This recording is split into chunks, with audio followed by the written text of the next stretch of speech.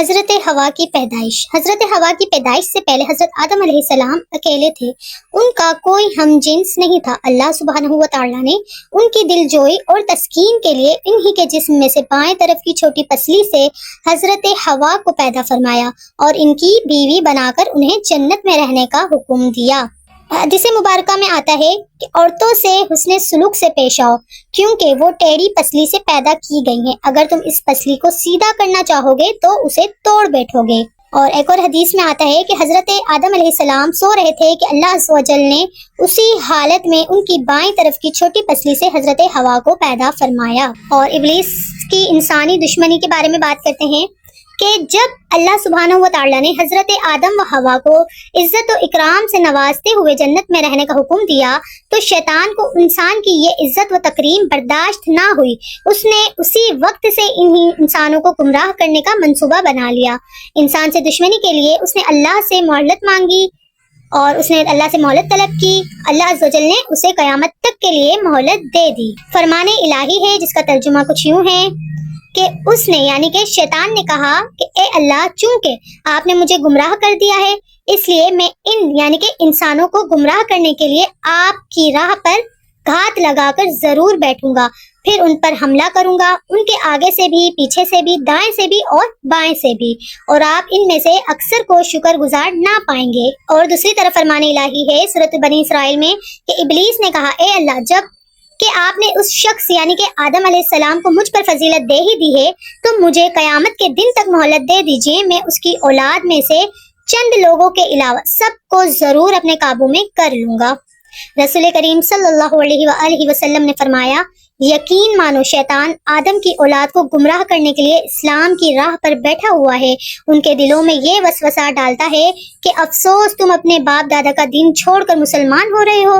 سعادت مند لوگ اس کی بات ٹھکرا کر مسلمان ہو جاتے ہیں۔ پھر شیطان جہاد کی راہ پر بیٹھ کر کہتا ہے کہ جہاد کیوں کرتے ہو؟ تم مارے جاؤ گے، تمہاری عورت کسی اور سے نکاح کر لے گی اور تمہارا مال تقسیم کر لیا جائے گا۔ مگر سعادت مند لوگ اس کی بات رد کر کے جہاد کے لیے نکل پڑتے ہیں۔ ایسے لوگ یقیناً جنتی ہیں، خواہ شہید ہو جائیں یا ڈوب کر یا کچل کر مر جائیں۔ اللہ تعالیٰ نے ابلیس کو قیامت تک کے لیے مہلت دینے کے بعد بنی نوع انسان کو ابلیس کی دشمنی سے آگاہ فرمایا اور یہ وضاحت کر دی کہ تمہارا سب سے بڑا دشمن شیطان ہے، اس سے بچنے کی ہر ممکن کوشش کرو۔ یہ بڑا چالاک ہے اور چھپ کر وار کرنے والا ہے۔ تم اسے اور اس کے چہرے کو نہیں دیکھ سکتے لیکن وہ تمہیں دیکھ رہا ہوتا ہے، اسی لیے تمہارے ماں باپ کو دھوکہ دے کر جنت کی آرام دہ زندگی سے محروم کروا دیا گیا ہے۔ یہاں پر تمہارے ماں باپ سے مراد حضرت آدم اور حضرت ہوا ہے۔ جب ابلیس نے یہ دیکھا کہ اللہ تعالیٰ نے حضرت آدم و ہوا کو عزت دیتے ہوئے انہیں جنت میں رہنے کا حکم دے دیا ہے تو حسد کی آگ میں جل گیا۔ حضرت آدم و ہوا ابلیس کو اپنا ہمدرد اور خیرخواہ سمجھ کر اس کے بہکاوے میں آ گئے اور جس درخت کے پاس جانے سے اللہ رب العزت نے منع کیا تھا اس کے پاس چلے گئے، اور جیسے ہی اس درخت کا پھل چکھا تو ان کے جسم پر سے جنتی لباس فوراً اتر گیا۔ فرمان الہی ہے کہ ہم نے کہا اے آدم، یہ تمہارا اور تمہاری بیوی کا کھلا دشمن ہے، ایسا نہ ہو کہ یہ تم دونوں کو جنت سے نکلوا دے، پھر تم مصیبت میں پڑ جاؤ۔ یہاں تمہیں آرام ہے، نہ تمہیں بھوک ستاتی ہے، نہ تم برہنہ رہتے ہو، نہ تمہیں پیاس لگتی ہے اور نہ ہی دھوپ ستاتی ہے۔ سورۃ طٰہٰ کی آیت کا ترجمہ تھا یہ۔ حضرت آدم اور ہوا جنت میں آرام اور سکون سے رہنے لگے اور شیطان انہیں بہکانے کے لیے مسلسل ان کا پیچھا کرتا رہا۔ آخر کار اس نے حضرت آدم و ہوا کو بہکانے کے لیے ان کے دل میں وسوسے ڈالنا شروع کر دیے اور کہنے لگا اے آدم، کیا میں تمہیں ایسا درخت نہ بتاؤں جسے کھانے کے بعد تم جنت میں ہمیشہ کے لیے رہو گے؟ حضرت آدم و ہوا نے اس درخت کا پھل کھانے سے انکار کر دیا۔ شیطان نے اعتماد دلانے کے لیے جھوٹی قسم کھا کر کہا کہ میں تو تمہارا خیر خواہ ہوں اور تمہیں اچھی بات بتا رہا ہوں۔ شیطان کی قسم کھانے پر حضرت آدم و ہوا اس کے بہکاوے میں آ گئے اور اللہ سے کیے ہوئے عہد کو بھول کر اس جنت میں جس درخت سے اللہ تعالیٰ نے منع فرمایا تھا اس کا پھل کھا لیا۔ حضرت آدم و ہوا نے جیسے ہی ممنوعہ درخت کا پھل چکھا تو ان کا جنتی لباس جسم سے اتر گیا اور وہ شرم کے مارے اپنے ستر کو چھپانے کے لیے جنت کے درختوں کے پتے اپنے اوپر چپکانے لگے۔ سورۃ البقرہ کی آیت نمبر 36 کا ترجمہ ہے، پھر شیطان نے انہیں اس جنت سے پھسلا کر ان دونوں کو وہاں سے نکلوا دیا۔ جب حضرت آدم و حوا نے ابلیس کے بہکاوے میں آ کر ممنوعہ درخت کا پھل کھا لیا تو ان کے جنتی لباس اتر گئے۔ اللہ تعالیٰ نے انہیں زمین پر اترنے کا حکم دے دیا اور ساتھ ہی ابلیس کو بھی زمین پر اتار دیا۔ حضرت آدم کو اس بات سے آگاہ کر دیا کہ جس طرح شیطان نے تمہیں بہکا کر جنت سے نکلوایا ہے، اسی طرح یہ دنیا میں بھی تمہیں بہکانے کی بھرپور کوشش کرے گا تاکہ تم دوبارہ جنت میں داخل نہ ہو سکو، لہٰذا اپنے آپ کو اس کی چال سے بچانے کی بھرپور کوشش کرو۔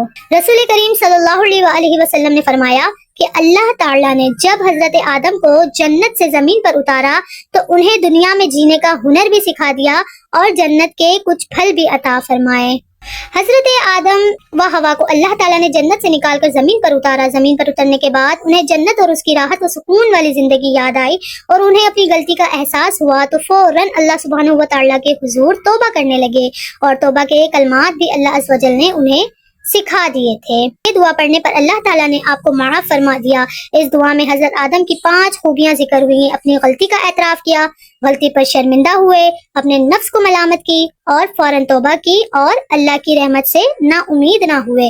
تو ہمیں بھی چاہیے کہ ہم بھی اللہ کی رحمت سے نا امید نہ ہو۔ اگر ہم سے کوئی گناہ سرزد ہو جاتا ہے یا ہم پر کوئی آزمائش آ جاتی ہے تو ہمیں اللہ کی رحمت سے نا امید نہیں ہونا چاہیے اور ہمیں اللہ پر پورا توکل رکھنا چاہیے کہ اللہ تعالیٰ ہمیں اس آزمائش سے ضرور نکالے گا اور اس توبہ کے بدلے اللہ ہمیں اس کا صلہ ضرور دے گا۔ اللہ تعالیٰ نے آدم و حوا کو بہت ساری اولاد عطا فرمائی تھی۔ حدیث مبارکہ میں ہے کہ جب اللہ تعالیٰ نے آپ کی پشت پر ہاتھ پھیرا، قیامت تک پیدا ہونے والی ہر جان آپ علیہ السلام کی پشت سے ظاہر ہو گئی۔ اللہ تعالیٰ نے ہر ایک کی آنکھوں کے درمیان نور کی چمک رکھ دی، پھر انہیں آپ علیہ السلام کو دکھایا۔ آپ علیہ السلام نے پوچھا، اے میرے رب، یہ کون ہے؟ اللہ نے جواب دیا، یہ تمہاری اولاد ہیں۔ آپ علیہ السلام کو اپنی اولاد میں سے ایک آدمی ایسا نظر آیا جس کی پیشانی کی چمک آپ علیہ السلام کو بہت اچھی لگی۔ اے میرے رب، یہ کون ہے؟ اللہ نے جواب دیا، یہ آپ کی اولاد میں سے آخری زمانے کی قوموں میں سے ایک نبی ہیں جس کا نام داؤد ہوگا۔ آپ علیہ السلام نے پوچھا، اے میرے رب، آپ نے اس کی عمر کیا مقرر کی ہے؟ اللہ نے جواب دیا، 60 سال۔